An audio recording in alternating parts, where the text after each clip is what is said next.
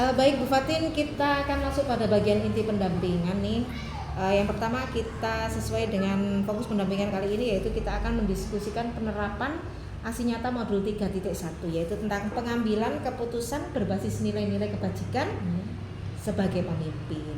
Ini nanti ada beberapa hal yang perlu didiskusikan. Yang pertama ini kira-kira Bu Fatin berdasarkan hasil pemetaan yang Bu Fatin lakukan, bagaimana hal tersebut mempengaruhi proses pengambilan keputusan yang dilakukan Bu Fatin?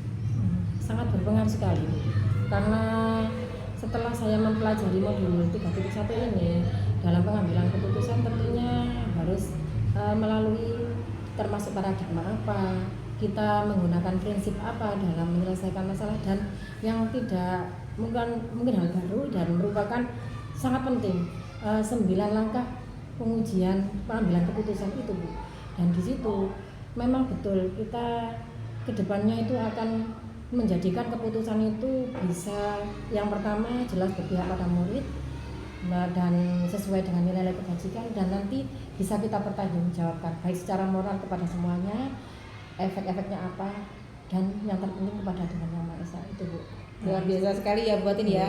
Jadi ketika Bu Fatin membuat suatu keputusan ya, dari proses pengambilan keputusan Bu Fatin sudah disesuaikan dengan langkah-langkah pengambilan keputusan itu ya. Ada 9 itu ya, seperti itu. Kemudian apa hal yang menurut Bu Fatin masih perlu dikembangkan atau masih perlu dievaluasi dalam hal ini? Begini Bu, sebenarnya tadi ya beberapa langkah itu kan hal yang baru bagi saya untuk penerapan keputusan.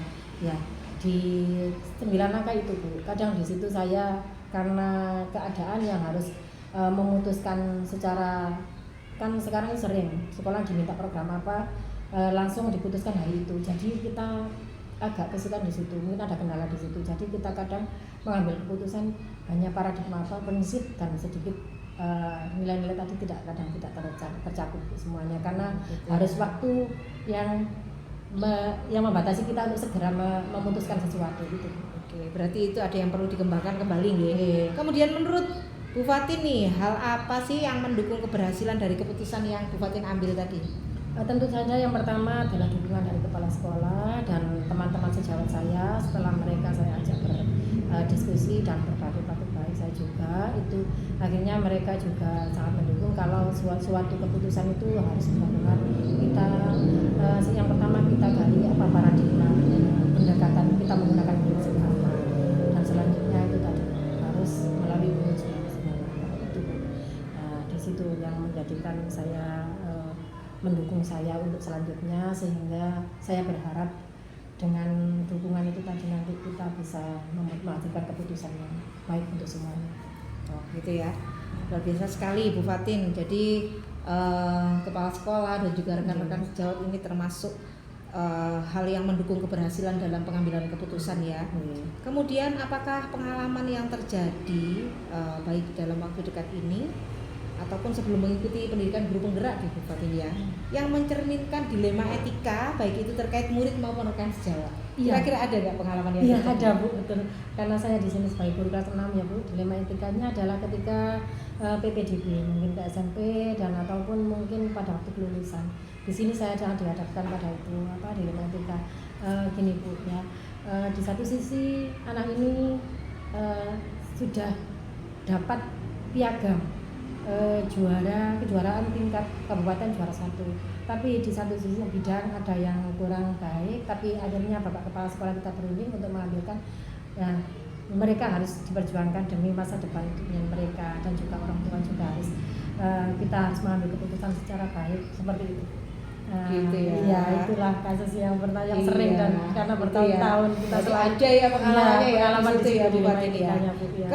Kemudian menurut Bu Fatin, apakah proses pengambilan keputusan yang dilakukan sudah sesuai nih dengan prinsip dan langkahnya ya, seperti yang tadi itu? Sebelum-sebelumnya belum Bu ya, karena setelah saya mempelajari modul ini ya, saya akan berusaha untuk kedepannya menerapkan itu, sehingga nanti saya berharap semua itu keputusan itu bisa berpihak pada murid. Dan betul itu semuanya dan bisa kita pertanggungjawabkan. Gitu ya. Baik Bu Fatin, kemudian yang menurut Bu Fatin hal yang masih perlu dikembangkan atau perlu dievaluasi dari proses pengambilan keputusan tersebut itu bagaimana? Apakah menurut panjenengan masih perlu dikembangkan, ada yang masih perlu dikembangkan? Iya, itu tadi mungkin 9 angka itu perlu kita ulang dan ulang karena kadang di situ ada yang terlewatkan. Oh begitu ya. Proses di situ. Berarti yang perlu dikembangkan ini 9 proses pengambilan keputusan ya itu tadi itu nanti sebisa mungkin ya semua dilaksanakan gitu ya. Itu Bu, biar nanti keputusannya benar. Baik Bu Fatin, luar biasa sekali ya Bu Fatin sudah bisa menerapkan dari isi modul tentunya dengan mengambil keputusan dengan langkah-langkahnya ya. Kemudian juga sudah ada pengalaman yang lalu ya dalam kasus dilema etika ini ya. Seperti itu. Baik Bu Fatin, mungkin itu saja penerapan diskusi penerapan aksi nyata di modul 3.1. Kita akan lanjut pada diskusi kita berikutnya yaitu tentang rancangan program yang berpihak pada